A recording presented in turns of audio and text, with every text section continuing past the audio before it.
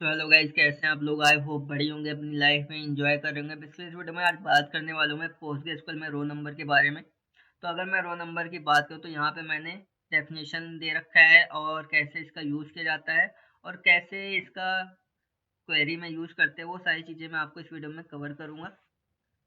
तो आ जाता हूँ मैं नेक्स्ट स्लाइड पे। जैसे कि मैंने यहाँ पे सिंपल वर्ड में डेफिनेशन लिख रखा है। The row number function assign a unique sequential integers to each row in the result set based on the specified ordering criteria. It is commonly used in window function to provide row level identification or ranking within partitions.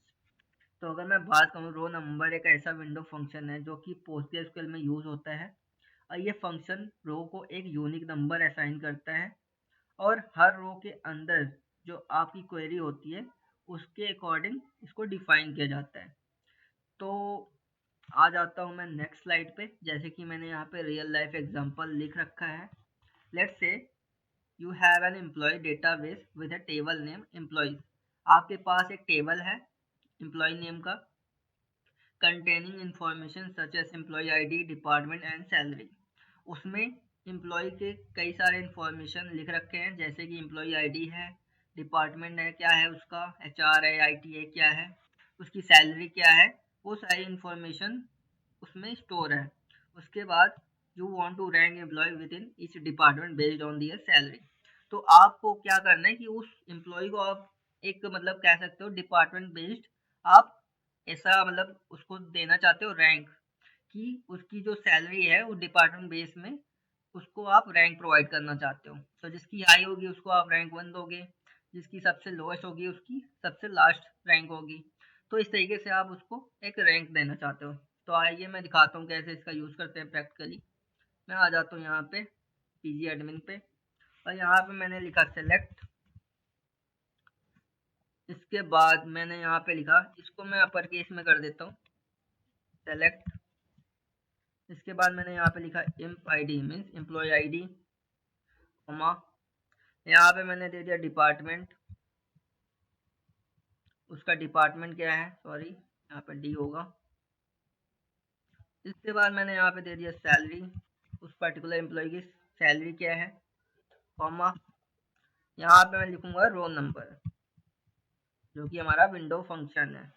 मैंने यहाँ पे roll number दे दिया। यहाँ पे मैंने लिखा over partition, ये आपको ध्यान रखना है स्पेलिंग भाई। यहाँ पे मैंने दे दिया डिपार्टमेंट आईडी। खैर डिपार्टमेंट आईडी तो है नहीं मेरे पास, डिपार्टमेंट है केवल। तो यहाँ पे मैंने दे दिया ऑर्डर बाई सैलरी। सैलरी को क्या कर दिया, ऐसा डिसेंडिंग ऑर्डर कर दिया। इसके बाद मैं आ जाता हूँ, इसको एलियास नेम दे देता हूँ कि एलियास नेम मैंने दे दिया, लेट्स से क्या देना है हमें, मैंने दे दिया डिपार्टमेंट रैंक।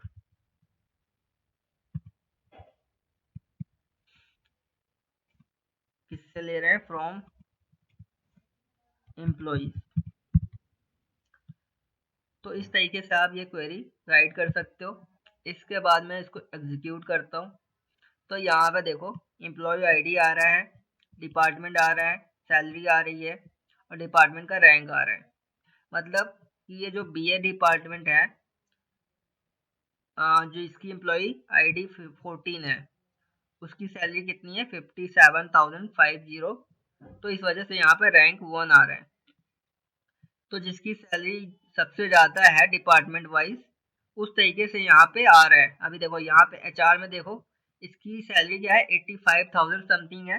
तो ये डिपार्टमेंट वाइज इसका रैंक क्या आ रहा है, फर्स्ट आ रहा है। मतलब एचआर जो डिपार्टमेंट है, जो सैलरी इसकी है वो सबसे ज़्यादा है। इसके बाद आईटी डिपार्टमेंट में 95,000 है, तो इसकी रैंक 1 आ रही है। तो इस तरीके से आप देख सकते हो कैसे हमने डिपार्टमेंट वाइज हमने एक रैंक प्रोवाइड कर दिया कि जिसकी सैलरी सबसे ज़्यादा है उसको रैंक 1 देना है, जिसकी सबसे कम है उसको लास्ट वाली रैंक देनी है। तो इस तरीके से आप पार्टीशन बाई का यूज़ कर सकते हो। पार्टीशन बाई तो मैंने पिछले वीडियो में बताया था। और रो नंबर फंक्शन क्या करेगा, सबको एक रैंक प्रोवाइड करेगा। और इसके साथ यूज होगा पार्टीशन बाई, क्या करेगा पार्टीशन बाई, इसलिए यहाँ पे क्या कर रहा है, डिपार्टमेंट को इसने डिवाइड कर दिया। मीन्स जो एचआर डिपार्टमेंट उसको अलग से पार्टीशन में दे दिया, BA डिपार्टमेंट को अलग से पार्टीशन में कर दिया, और ऑर्डर बाई यहाँ पे सॉर्टिंग के लिए होता है, सैलरी को मैंने अदर DESC कर दिया, मीन डिसेंडिंग ऑर्डर।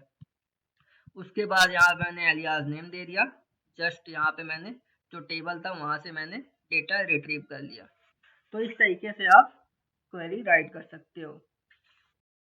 अगर मैं रियल लाइफ एग्जांपल की बात करूं तो मान लो कि आप as a human resource manager हो और ये क्वेरी आपकी हेल्प करेगी, जैसे कि आपको टॉप परफॉर्मिंग एम्प्लॉय को सर्च करना है हर एक डिपार्टमेंट के लिए, ताकि उस बेस पर आप सैलरी डिस्ट्रीब्यूशन कर सको।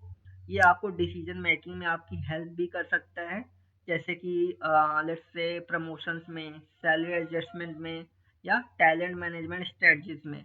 तो इस तरीके से आप कुछ डिसीजन ले सकते हो इस क्वेरी की हेल्प से। तो आज के लिए एंड करते हैं। तो आई होप आपको समझ आया होगा। Have a good day.